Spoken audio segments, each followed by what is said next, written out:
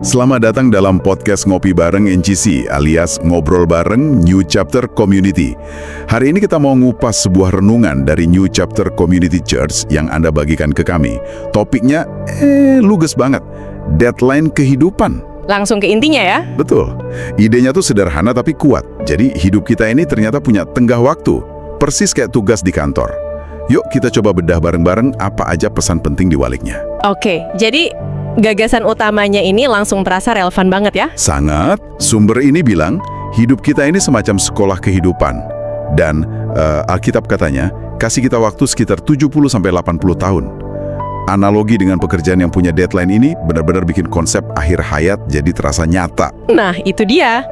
Pemakaian analogi dari dunia kerja ini menurut saya cerdas sekali. Tujuannya itu untuk menarik konsep spiritual yang seringkali terasa abstrak ya. Jauh gitu. Iya, jauh. Jadi sesuatu yang konkret dan mendesak.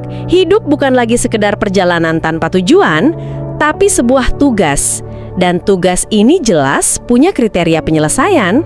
Nah, soal konsekuensi ini nih yang bikin taruhannya jadi sangat-sangat tinggi. Betul. Sumber ini melukiskan dua hasil akhir yang kontras banget. Kalau lulus, katanya hasilnya kehidupan yang sebenarnya di langit baru, bumi baru. Tapi kalau gagal, konsekuensinya api neraka kekal. tunggu dulu. Ini bagian yang bikin saya beranggi sejenak. Jadi ini bukan cuma soal menjadi orang baik, tapi ada hasil akhir yang absolut dan permanen. Tepat.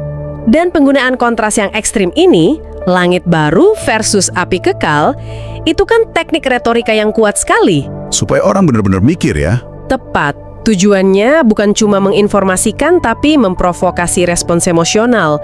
Sumber ini seolah maksa kita untuk nggak netral. Anda harus memilih.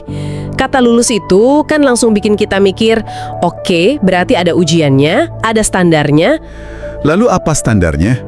Sumber ini menyinggung soal menjadi sempurna seperti Bapa. Betul. Dan yang penting sumber ini sendiri menafsirkan frasa itu bukan sebagai tanpa dosa, tapi sebagai selesai atau matang dalam iman. Jadi standarnya bukan kesempurnaan moral yang absolut, melainkan kedewasaan rohani. Tapi bukankah konsep matang ini sangat subjektif sih?